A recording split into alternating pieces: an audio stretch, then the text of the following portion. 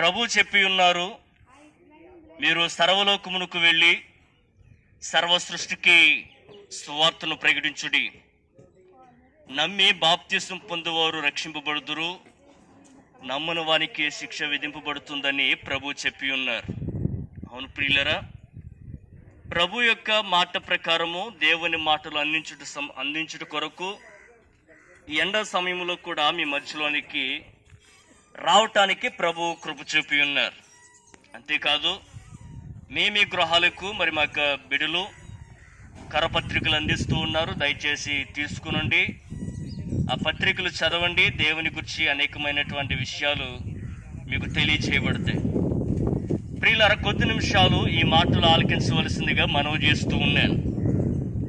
గమనించండి, ప్రభు ఈ విధంగా చెప్పి ఉన్నారు, పరలోక రాజ్యము సమీపమై ఉన్నది, మారు మనసు పొంది సువార్తను నమ్ముడి.